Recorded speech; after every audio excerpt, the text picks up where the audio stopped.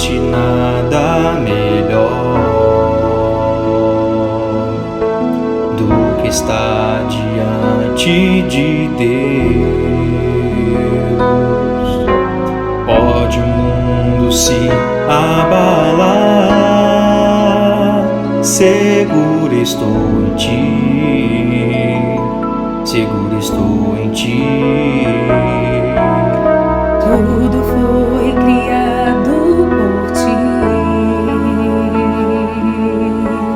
nós também, para teu louvor. Quero sempre te exaltar,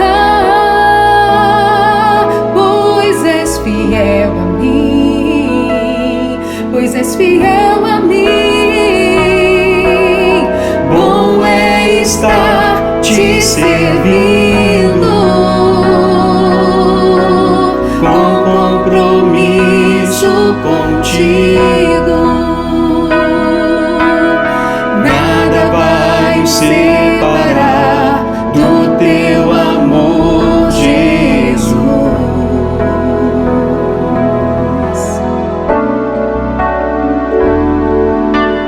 Bom é estar te servindo,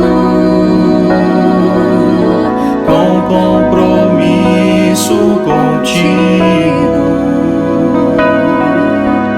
Nada vai nos separar do teu amor, Jesus.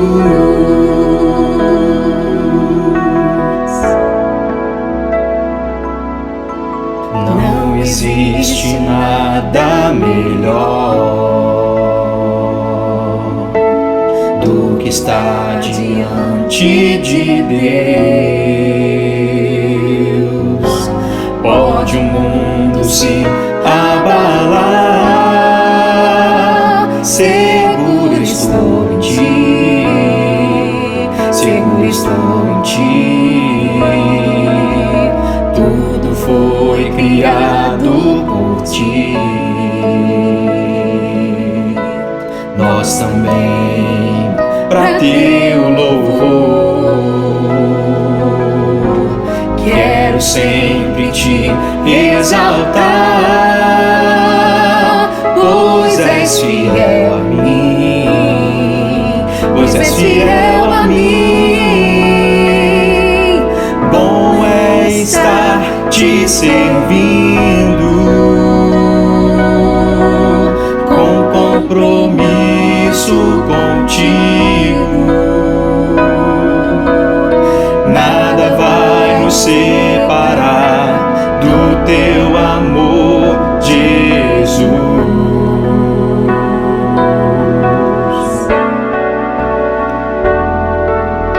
Bom é estar te servindo, com compromisso contigo. Nada vai nos separar do teu amor, Jesus.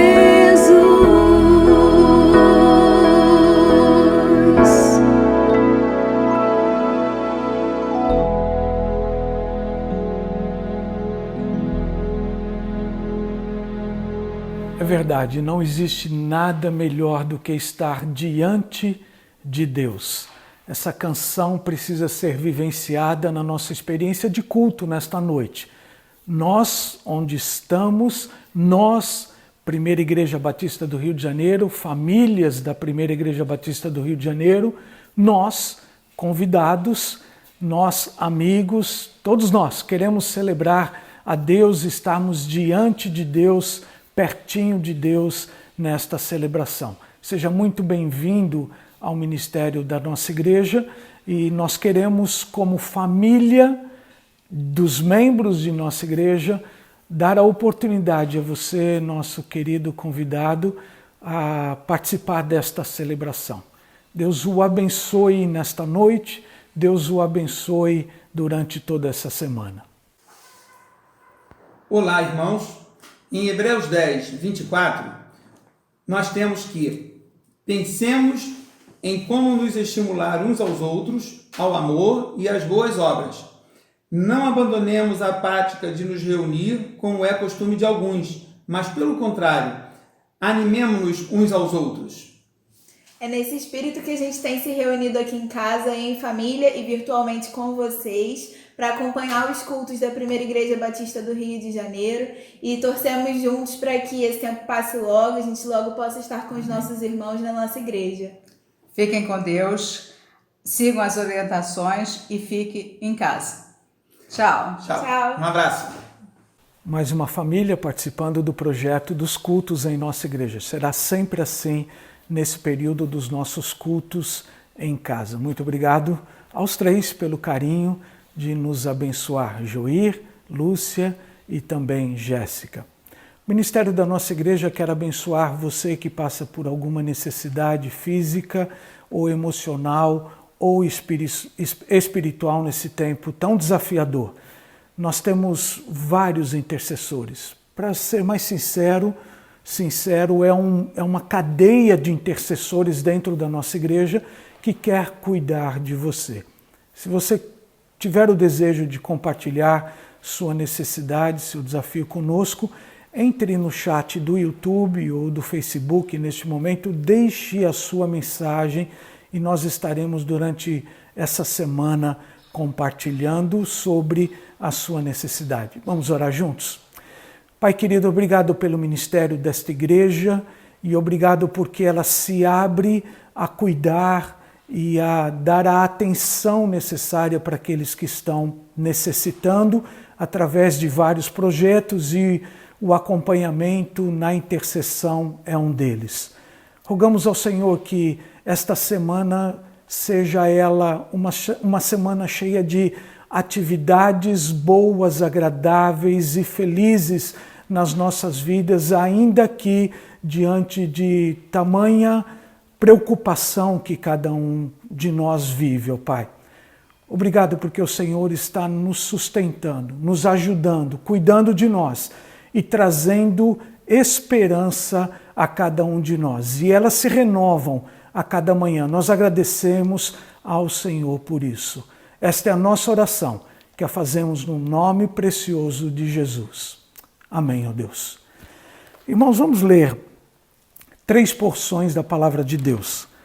Nós encontramos essas 3 porções no livro de Salmos, dos Salmos, no mesmo livro. Portanto, leremos Salmo de número 19, Salmo de número 90 e também o Salmo de número 45. Pequenos trechos que nós juntamos para poder dar a intenção daquilo que queremos passar para cada um de vocês. Assim nos diz, portanto, o salmista, Davi e também Moisés. Salmo de número 19. Os céus declaram a glória de Deus, o firmamento proclama a obra das suas mãos. Um dia fala disso a outro dia, uma noite o revela a outra noite. Salmo de número 90. Senhor, Tu és o nosso refúgio sempre, de geração em geração. Antes de nascerem os montes e de criares a terra e o mundo, de eternidade a eternidade, Tu és Deus.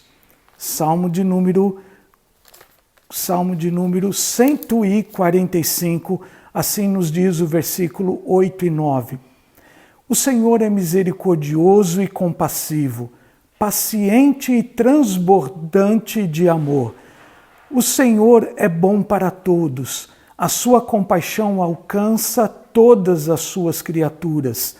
Rendam-te graças todas as tuas criaturas, Senhor, e os teus fiéis te bendigam.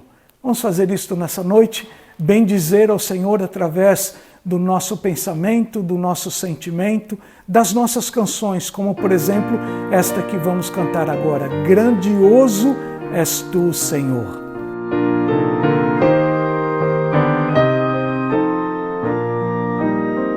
Senhor meu Deus, como é maravilhado, contempla a tua imensidão.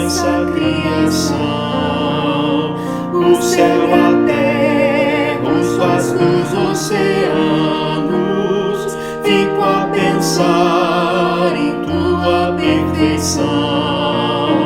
Então minha alma canta-te, Senhor, grandioso és tu, grandioso és tu. Então minha alma canta-te, Senhor, grandioso és tu, grandioso és tu. Ao caminhar nas matas e florestas, escuto as aves todas a cantar, olhando os montes, vales e campinas, em tudo vejo teu poder sem par. Então minha alma canta-te, Senhor, grandioso és tu, grandioso és tu. Então minha alma canta-te, Senhor, grandioso és tu, grandioso és tu. E quando enfim Jesus vier em glória e ao lar celeste então me transportar, adorarei prostrado e para sempre. Grandioso és tu, meu Deus, hei de cantar. Então minha alma canta-te, Senhor, grandioso és tu, grandioso és tu. Então minha alma canta-te, Senhor, grandioso és tu, grandioso és tu. Boa noite, meus irmãos. A palavra de Deus diz em Tiago, capítulo 5, versículo 16: Orai uns pelos outros para serdes curados. A súplica de um justo é muito eficaz. A súplica de um justo é muito eficaz. E nós temos motivos vários, muitos, para orar uns pelos outros. No boletim de hoje, porque apesar da pandemia, nós continuamos, apesar do santuário fechado, nós continuamos produzindo o boletim e ele está sendo veiculado online. Você pode ter acesso, pode pedir, a gente manda para você o boletim da igreja neste dia. E lá na lista, lá no boletim, nós temos a lista semanal. E de manhã nós oramos por um grupo, agora um pedaço do grupo, agora vamos orar pelo outro pedaço. Oremos pela irmã Andréia dos Santos, Antônia Guimarães, Aurizé Santana, Beti Lacerda, Campos Duarte Siqueira, Celis Queiroz, Clóris Pacheco, Eduardo Alves Lopes, Elias Ângelo, Eunice Oliveira Santana, Hilda dos Santos, Iedo Torres, Isabel Amélia Salles e Israel de Souza. Vamos orar a Deus em favor destes irmãos e vamos orar também em favor das famílias enlutadas. Essa semana nós tivemos 2 famílias enlutadas. A família da irmã Josefa Freire Marinho, ela que faleceu com 95 anos de idade, não foi da Covid-19, e partiu para estar com Cristo. E o outro irmão era um diácono, André Marcelo da França, esse jovem, com um filho de 19 anos e o outro de 10 anos, irmão André, casado com a irmã Magda, ele diácono, estava só aguardando o tempo passar aqui em nossa igreja, mais uns poucos meses, e ele já poderia ser incluído no diaconato da nossa igreja. Mas o Senhor quis levá-lo e foi um golpe muito duro para a família, pela qual, inclusive, estamos ainda orando. Curve a sua cabeça. Toda semana nós temos alguém, né, que partiu para a eternidade. Então, nós podemos ir acrescentando os nomes, não deixando de orar, por exemplo, pela irmã, pela diaconisa Eneida Soares Ribeiro, perdeu sua mãe também. Irmão Moacir perdeu a sua esposa, Então, há um mês e pouco atrás. Então, vamos continuar orando por todos esses irmãos, para que o Senhor console o coração deles. Deus e Pai, Senhor, Criador e sustentador de todas as coisas, muito obrigado, porque estamos reunidos usando a linguagem da internet, com isso podendo nos comunicar uns com os outros. Nós te louvamos porque és um Deus supridor, que cuidas de nós em todas as nossas necessidades. Agora, Senhor, lemos nomes de irmãos queridos, que por muitos anos frequentaram a Tua casa e agora alguns deles nem podem mais vir, outros estão temporariamente impedidos de aqui estar. Então nós pedimos a Tua graça sobre todos eles, que o Teu amor seja derramado no coração deles, acalmando-lhes os ânimos, acalmando as esperanças, dando esperança nova nesses corações. Pedimos, Senhor, que uses a medicação que eles estão recebendo para que brevemente possam se curar e voltar à comunhão do Teu povo, assim que essa comunhão for plenamente restabelecida. Oramos pelo nosso país, pelas nossas autoridades, pelo prefeito do Rio de Janeiro, pelo governador do Rio de Janeiro, pelo presidente da República, pelos ministros, pelos congressistas, os parlamentares, pessoas sobre cujos ombros está a responsabilidade de guiar os passos do município, do estado e da nação inteira.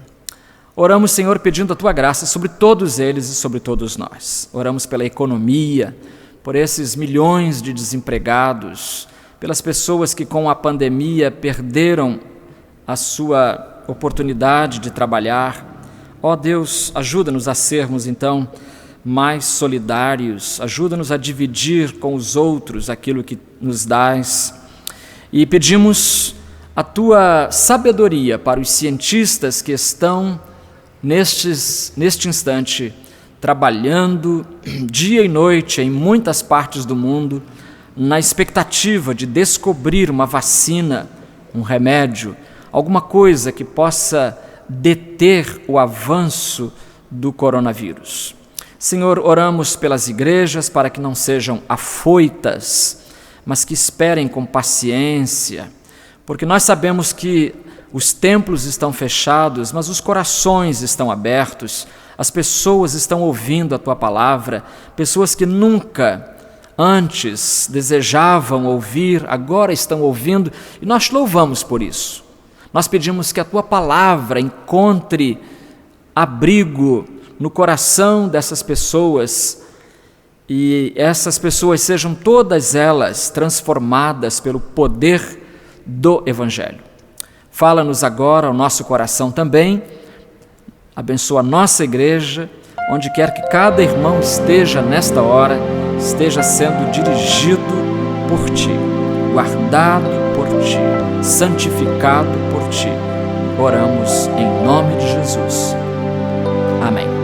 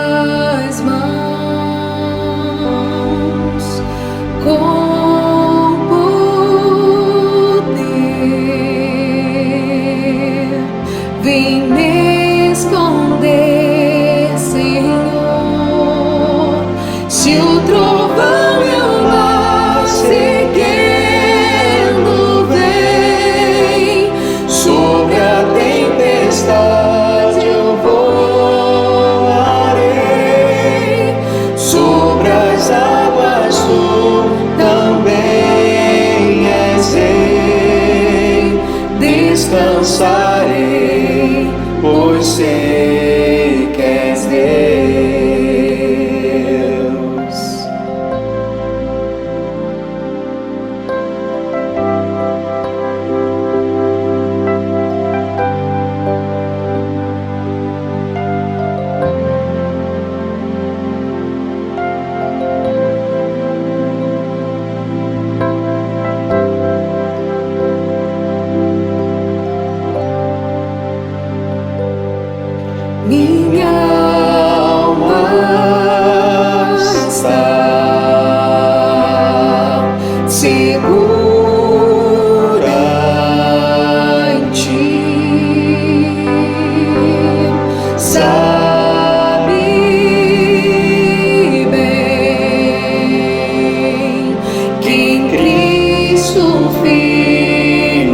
tempestade, se o trovão e o mar seguindo vem, sobre a tempestade eu voarei, sobre as águas tu também és rei, descansarei, pois sei que és Deus.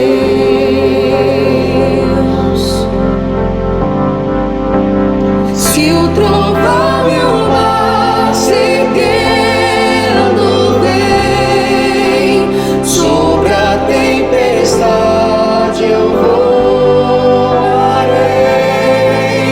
sobre as águas tu também és rei, descansarei, pois sei que és Deus.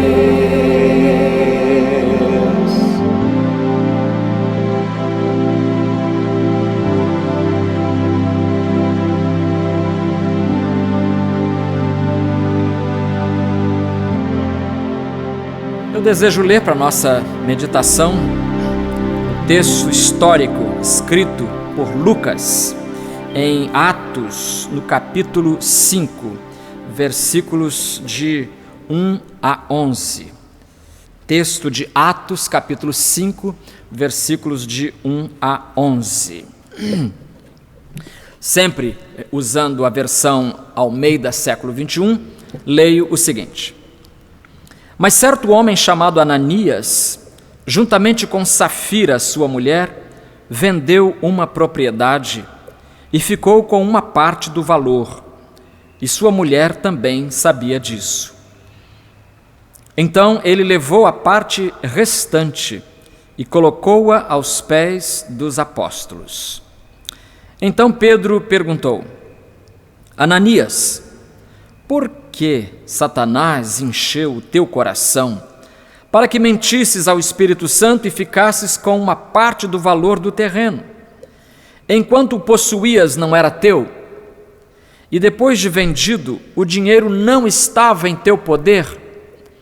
Como planejaste isso no coração? Não mentiste aos homens, mas a Deus. Ao ouvir essas palavras, Ananias caiu e expirou.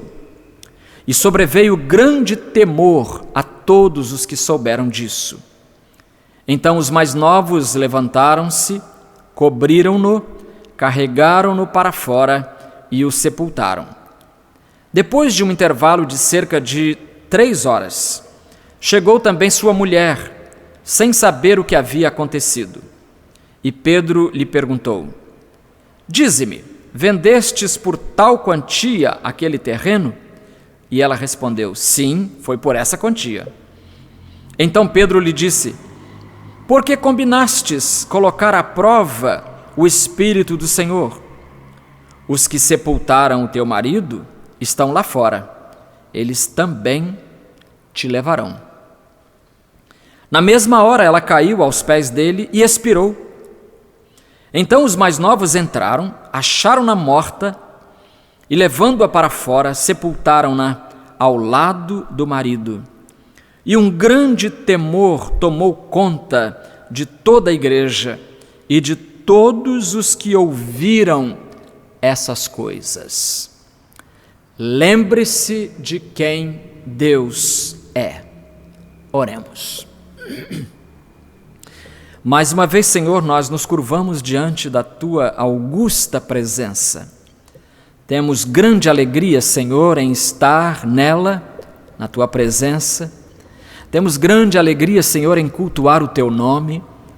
E desejamos nesta hora suplicar a bondade do Teu Espírito em nos falar nesta hora aos corações.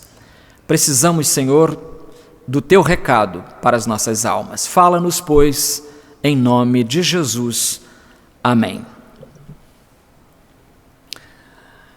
Um dos personagens mais famosos da história da Inglaterra chamava-se Oliver Cromwell. Oliver Cromwell. Para alguns, ele era herói. Para muitos outros, ele não passava de um vilão. É muito polêmica a história dele. Ele liderou a Inglaterra, a política da Inglaterra, especialmente num momento difícil que foi a Guerra Civil Inglesa. Os ingleses já se atracaram também durante 7 anos, de 1642 a 1649. E sabe por que a guerra? Você vai ver, mas o assunto é tão moderno. A guerra foi porque o rei Charles I achava que o seu poder deveria suplantar o poder do parlamento. Então houve uma guerra entre o parlamento e o palácio. O parlamento liderado por Oliver Cromwell e o palácio, evidentemente, liderado pelo rei Charles I. E a guerra terminou 7 anos depois, como eu disse, sendo o rei derrotado. Ele foi derrotado e foi decapitado no dia 30 de janeiro de 1649. E a partir dali, então, Oliver Cromwell foi o grande líder da política, da administração inglesa. Não havendo rei, ele ficou como chefe de Estado.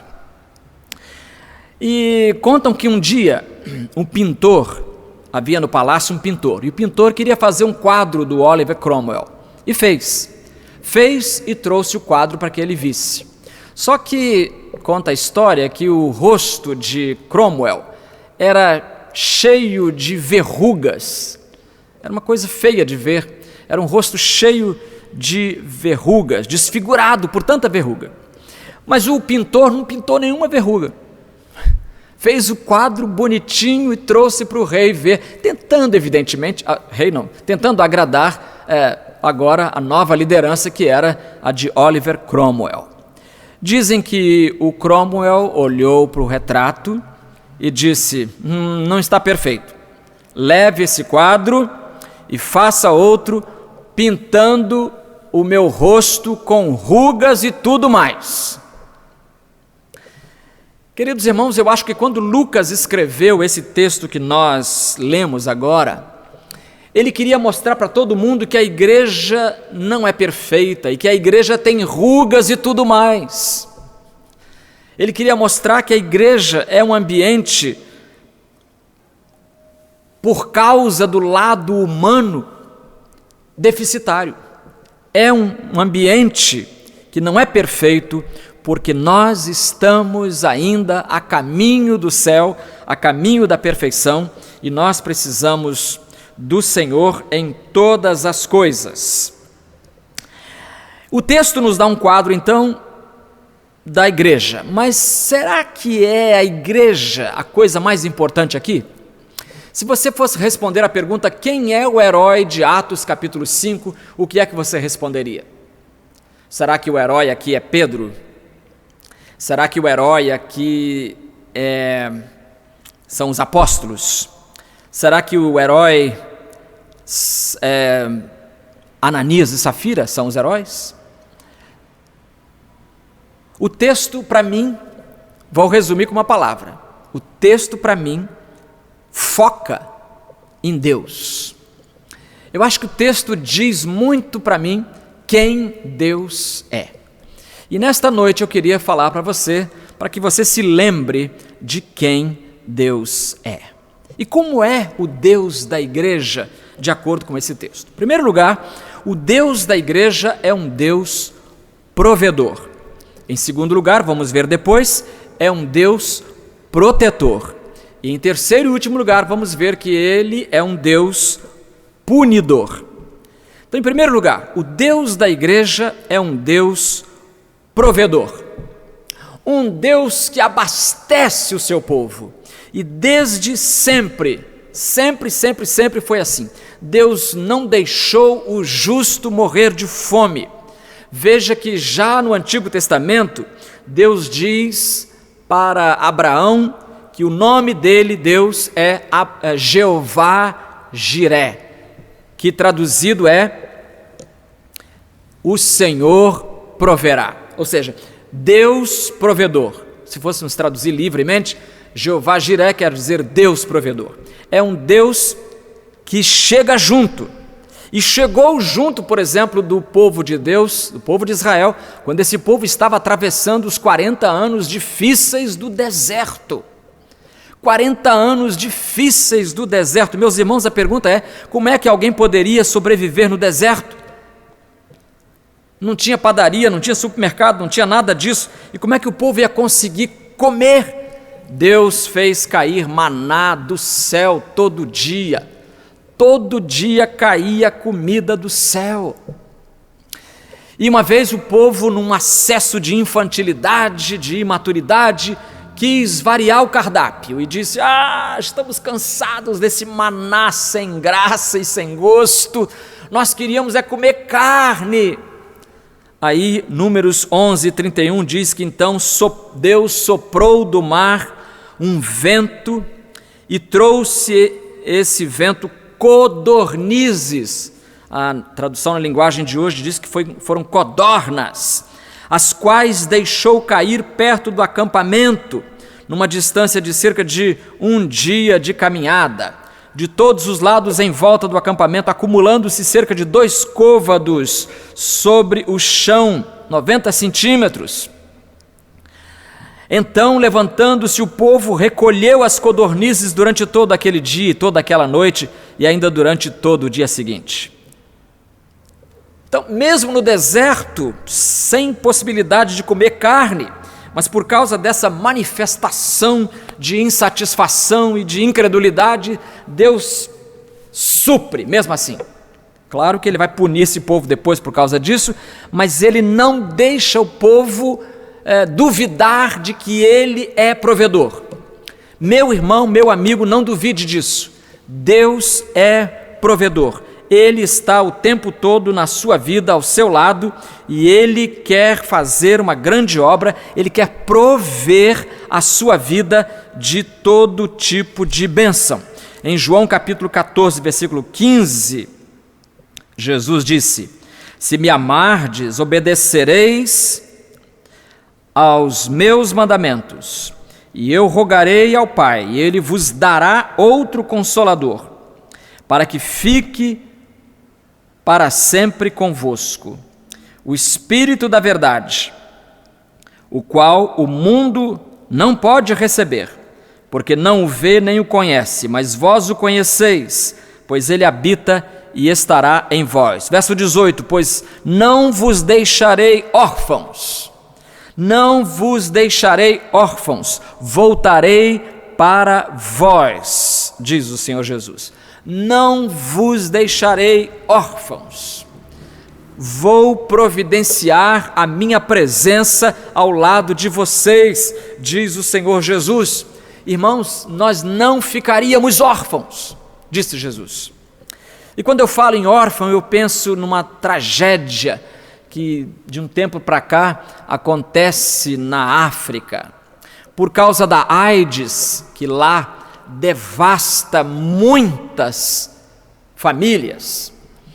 Muitos marido e mulher, muitos pais, marido e mulher morrem, e crianças têm que criar outras crianças. Há muito caso lá de criança criando criança, porque os pais morreram, e agora são os órfãos criando os irmãos mais novos.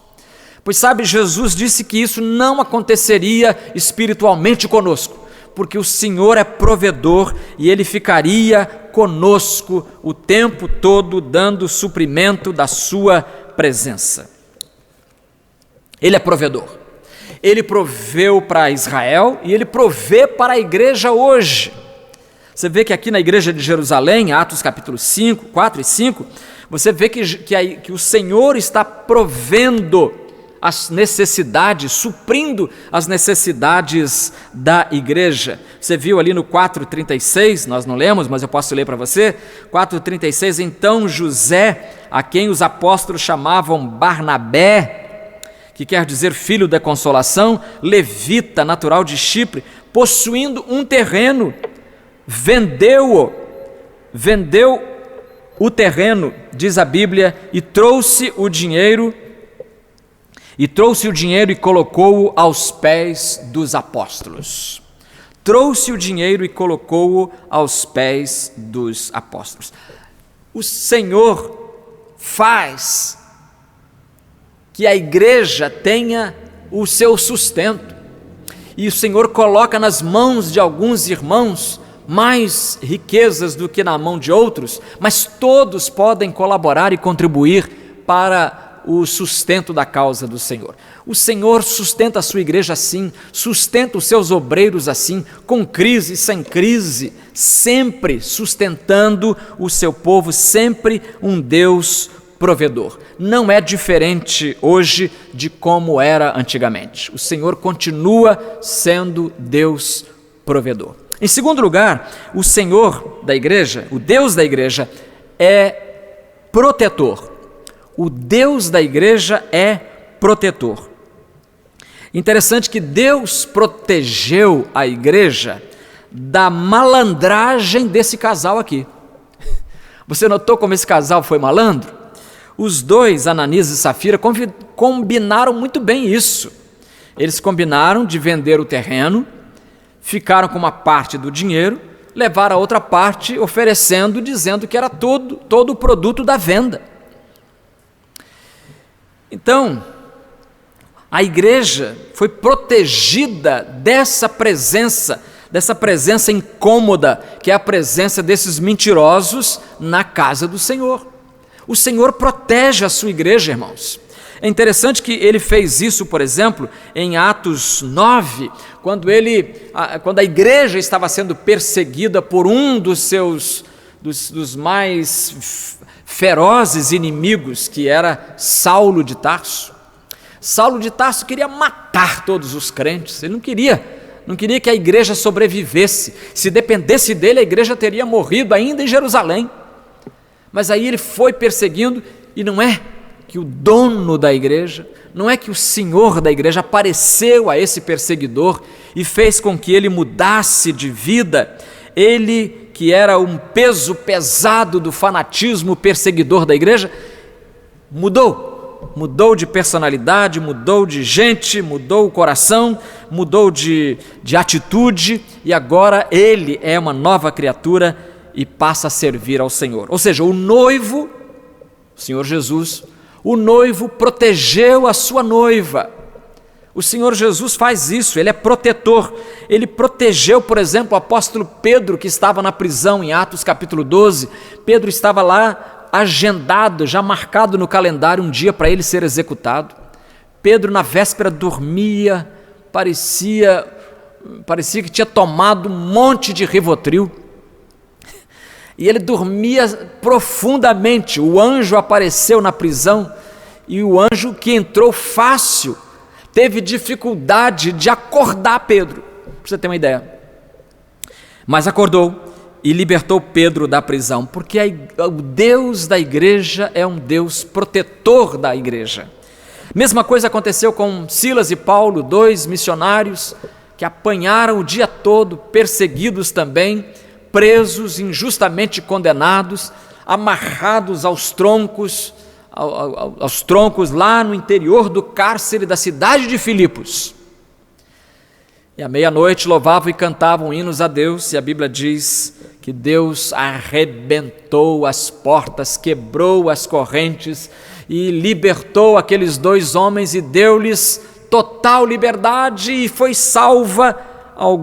salvas algumas pessoas naquela noite ali na prisão de Filipos. Deus é assim, ele protege, e ele sempre que achar conveniente fará o que for necessário para proteger a sua igreja. Meus queridos irmãos, se esta verdade tivesse sido entendida e se tivesse sido praticada pela igreja ao longo da sua história, muitas páginas ensanguentadas não teriam acontecido na história da igreja.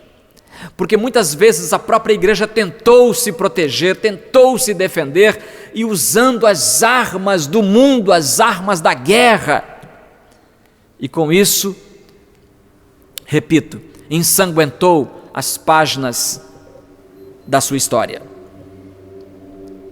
Então, cabe ao Senhor proteger a sua igreja, não cabe a você nem a mim usar de estratégias inadequadas e às vezes até violentas para proteger a igreja.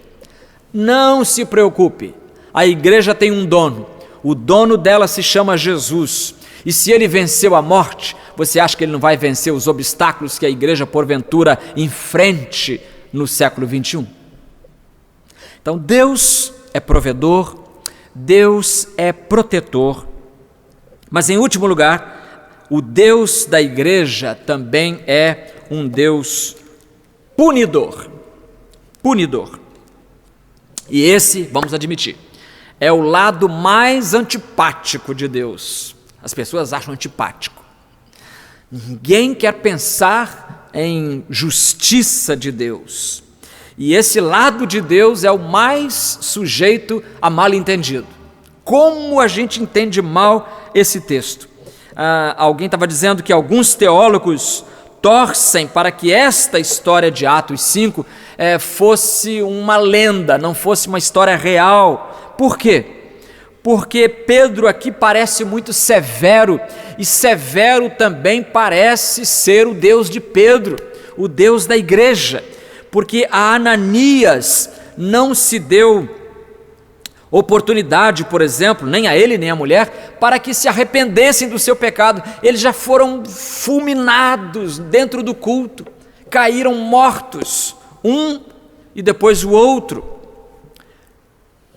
E eu pergunto a você, qual foi mesmo o pecado de Ananias e Safira? Você lembra? Bom, não vamos fazer confusão. O pecado de Ananias não foi trazer só a metade do dinheiro. Porque aqui, na igreja de Jerusalém, você observa que as pessoas vendiam suas propriedades e repartiam com a igreja, mas isso era ato espontâneo do coração. Não havia nenhuma compulsão aqui. Ninguém era obrigado a trazer nada. Tanto que o argumento do versículo 4 que Pedro usa com Ananias é esse. Enquanto possuías, não era teu? E depois de vendido o dinheiro também não estava em teu poder? Quer dizer, você não precisava ter trazido nada. Chegar aqui dizendo, vendemos nossa fazenda lá em Maricá, aí lá em Jaconé, e aí nós queremos trazer todo o produto da igreja, para a igreja. Não precisava disso. Então o pecado não foi ofertar só a metade. A igreja nunca exigiu, nunca exige, mesma coisa hoje ainda, a igreja não exige nada de ninguém, ela depende da voluntariedade, depende da generosidade dos seus integrantes. Então qual foi o pecado de Ananias e Safira, já que ninguém era obrigado a dar nada? O pecado deles, você vai cair para trás, o pecado deles foi a mentira. Peraí, pastor, não acredito, eu me recuso a acreditar nisso, a crer que Deus matou um casal porque eles contaram uma mentirinha pequenininha. Então, esse é um Deus rigoroso assim? Será que ele não exagerou no castigo? Uma mentirinha de nada. E a pessoa tem que pagar com a vida? Vamos devagar. Sobre isso eu tenho duas coisas para dizer a você. A primeira coisa é que para Deus não existe pecadinho. Para Deus não tem essa história de pecadão e pecadinho. Claro que os pecados são diferentes. Eles são diferentes, especialmente no que tange às consequências sociais. Claro que algum pecado você pode cometer e só você vai sofrer, ou a sua esposa, ou seu filho, ou alguém perto, seu empregado, seu patrão. Mas há pecados outros que você comete que podem causar o mal para muita gente. Por exemplo, vamos admitir, para hipótese de trabalho, vamos admitir que este coronavírus, vamos admitir, como o pessoal diz por aí fora, vamos admitir que tenha sido mesmo criado em laboratório. Vamos supor que o coronavírus tenha sido criado em laboratório. Ninguém sabe nada sobre isso. Há especulações, há maledicências até, mas documentado ninguém tem nada. Vamos supor que tenha sido documentado, que o chinesinho lá foi para o laboratório e diz: hoje eu vou inventar um bicho que vai matar um monte de gente. Vou soltar ele num avião desse aí que vai para a Europa e vou acabar com aqueles europeus. Se ele fez isso, se esse cientista fez isso, a verdade é que ele causou e está causando um mal para muita gente. Então, socialmente falando, o pecado dele é enorme. Mas espiritualmente falando, o pecado dele e a mentira de Ananias e Safira estão no mesmo nível. E é isso que a gente tem dificuldade de entender. A gente acha que os pecados são diferentes, porque foi uma mentirazinha que Ananias e Safira contaram, então eles não é tão importante assim, que é isso, Deus exagerou. Exagerou não. Ele fez aquilo que deveria fazer a todo pecador. E uma segunda coisa, além de não existir pecadinho, uma segunda coisa é que para Deus nós somos todos pecadores, meus queridos irmãos.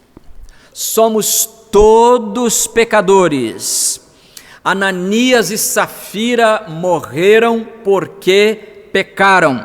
Porque a Bíblia diz em Romanos 6:23, porque o salário do pecado é a morte. Parte A do versículo. O salário do pecado é a morte. Então, presta atenção no que eu estou falando aqui. O pecado de Ananias e Safira trouxe-lhes a morte. E o que aconteceu com eles deveria acontecer com todo mundo. Vou repetir, porque isso é o X da questão aqui. O que aconteceu com Ananias e Safira era para acontecer comigo, com você, com todo mundo. Ou seja, se Deus fosse seguir à risca esta prática, em todo culto nós teríamos gente caindo e morrendo. Então a minha pergunta é: por que isso não acontece? Porque só com eles? Por que não acontece com todo mundo? Aí entra a mais revolucionária de todas as doutrinas cristãs. Sabe qual é? Exatamente, a doutrina da graça. A doutrina da graça, meus queridos amigos, é a mais importante, a mais revolucionária, repito, das doutrinas da fé cristã. Por quê? Porque quando eu digo doutrina da graça, o que está implícito é que todo mundo deveria morrer como Ananias e Safira morreram. Então não houve injustiça da parte de Deus, como também não há injustiça da parte de Deus em nos preservar e nos poupar. O que há não é injustiça, o que há é graça, é misericórdia. E é isso que a Bíblia diz. Porque se Deus matasse todo mundo, se Deus matasse Ananias, Safira, Pedro, todo mundo que mente algum dia, então Deus estaria sendo absolutamente justo. Ninguém poderia imputar-lhe falha qualquer, porque ele estaria dentro do seu direito. Mas então por que ele não destrói a gente? Porque ele tem misericórdia da gente. Ele tem misericórdia. Por isso Romanos 5:8 diz: porque nós Deus deu provas, a minha tradução diz diferente, Deus prova o seu amor para conosco ao ter Cristo morrido por nós quando ainda éramos pecadores. Mas Deus dá prova do seu amor para conosco, Deus prova o seu amor para conosco em que Cristo morreu por nós, sendo nós pecadores. O que Ele viu em nós para nos perdoar? Nada. Tudo em nós atraía a justiça de Deus, todos os nossos pecados nos arrastavam para o inferno, mas de repente, num gesto de graça e de misericórdia, Ele deu o seu Filho, para que todo aquele que nele crê não pereça, mas tenha a vida eterna. Ou dito nas palavras do autor de Lamentações de Jeremias, provavelmente o próprio Jeremias, Lamentações 3, 22 e 23, a bondade do Senhor, minha tradução diz, a bondade do Senhor é a razão de não sermos consumidos. É por causa da bondade do Senhor que você também não teve o destino de Ananias e Safira, querido amigo. Por causa da bondade do Senhor. Não é bondade sua, não. Você não tem bondade nenhuma em você. Eu não tenho, nós não temos. Merecíamos, merecemos, mereceremos sempre a morte, o castigo, a punição. A bondade do Senhor é a razão de não sermos consumidos. As suas misericórdias não têm fim. Renovam-se cada manhã, grande é a tua fidelidade. Lamentações 3, 22 e 23. Eu queria terminar fazendo uma pergunta a você. Por que será que Lucas incluiu este relato, já que ele contém em si as verrugas da igreja? Por que será que ele incluiu esse texto na sua narrativa da história da igreja? Não teria sido mais interessante ele omitir isso, já que isso é um ponto que envergonha a igreja, não é? Quem de nós, ao escrever a sua biografia, vai querer colocar as coisas que o envergonhariam? Mas por que então Lucas incluiu isso? Eu tenho a impressão, queridos irmãos, que o narrador Lucas incluiu a história de Ananias e Safira por causa dos versículos 5 e por causa do versículo 11. O versículo 5 e o versículo 11 trazem uma expressão que é o que mais importa agora. Versículo 5, ele diz assim, final do versículo: e sobreveio grande temor a todos os que souberam disso. Sobreveio grande temor. Versículo 11, e um grande temor tomou conta de toda a igreja e de todos os que ouviram essas coisas. Imagina as pessoas lá em Jerusalém, no comércio, na feira de Jerusalém, comentando: menino, você ouviu falar o que aconteceu lá na igreja? A igreja dos fanáticos aí, você ouviu? Não, o que houve? O casal morreu.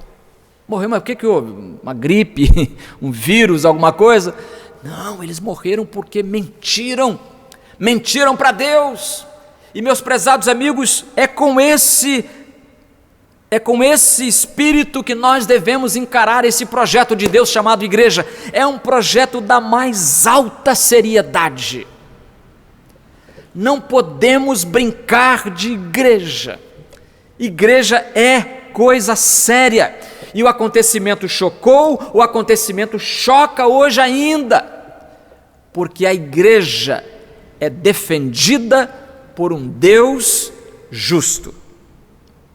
Só não mata a todos, vou repetir aquele argumento, só não mata a todos porque nós somos alvo da sua graça e misericórdia.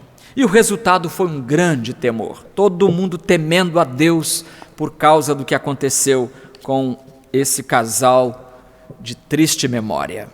Você está também servindo ao Senhor? Você está temendo a Deus?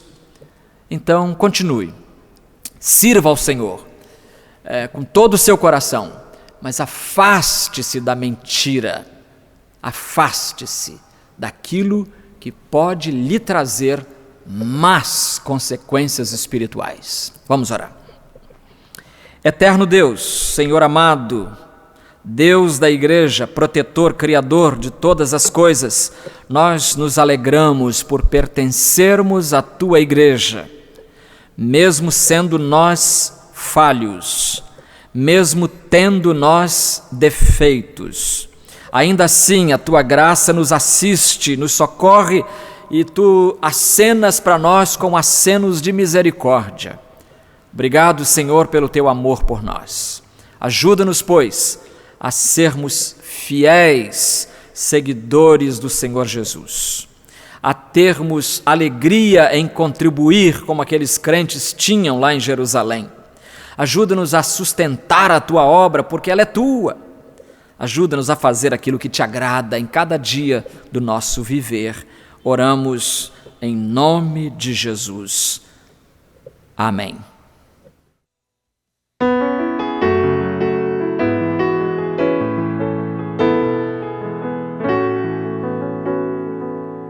Eu sou Nádia Dalcin, psicóloga, membro da PIB do Rio.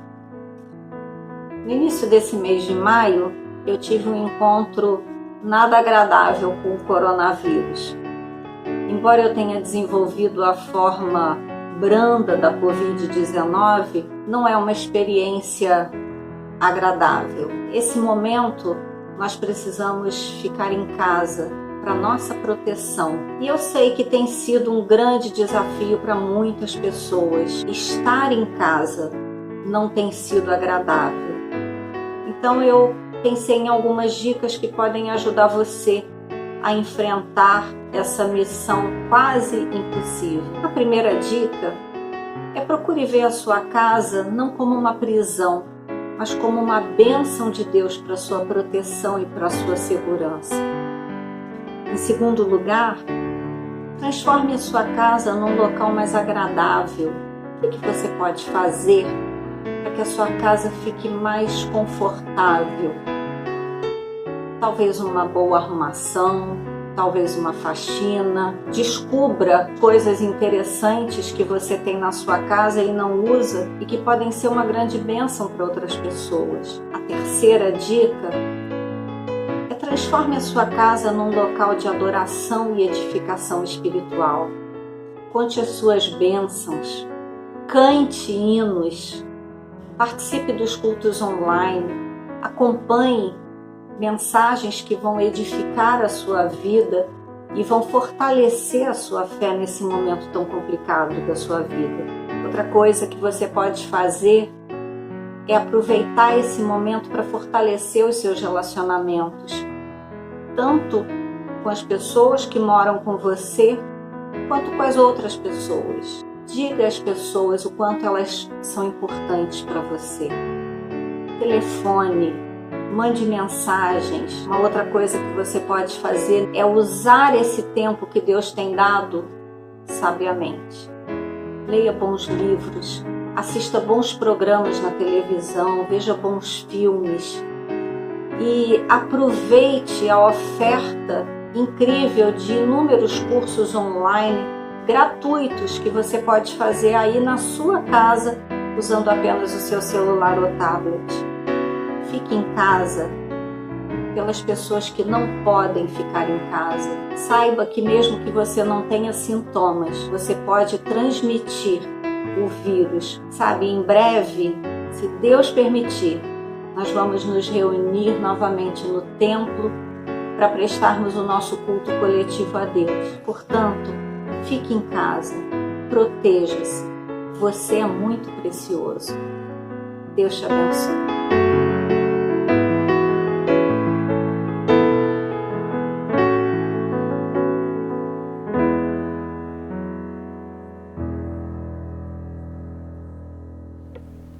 Ao nos dirigirmos para o final deste culto, nós queremos agradecer a você mais uma vez a sua companhia. Tê-lo foi uma bênção. E nós queremos convidar vocês para estarem novamente conosco na próxima quarta-feira, às 19h30, o culto de oração a partir da nossa residência.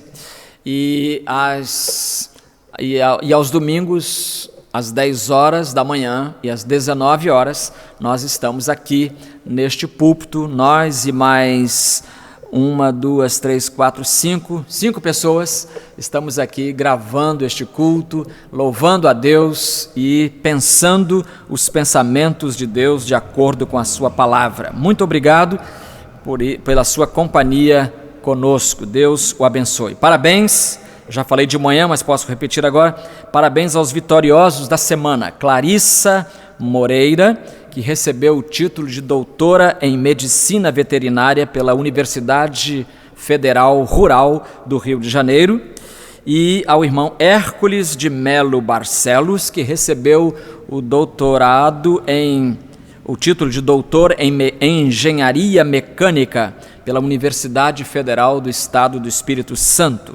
Que esses dois irmãos, agora doutores, possam servir ao Senhor com o seu doutorado, com a sua habilidade, com a sua competência. Que o Senhor guarde as suas vidas. Obrigado aos irmãos da SECOM que nos ajudaram no culto de hoje. Irmão Gandhi Jordano, Carlos Roberto, Luiz Persiliano, Luciana Persiliano, são irmãos que nos ajudam. E obrigado também ao irmão João Marcos Sorém, que é da gerência administrativa. Obrigado ao ministro de música Eduardo e ao irmão Felipe de Matos, na montagem, na direção, na constituição deste culto. Que o Senhor abençoe cada um de vocês e dê uma semana feliz. Eu vou ler, para nossa despedida, a bênção de 1 Pedro 5, 10 e 11. E o Deus de toda a graça, que em Cristo vos chamou à sua eterna glória, depois de haverdes sofrido um pouco, Ele mesmo vos haverá de reabilitar, confirmar, fortalecer e alicerçar. A Ele seja o domínio para todos sempre. Amém.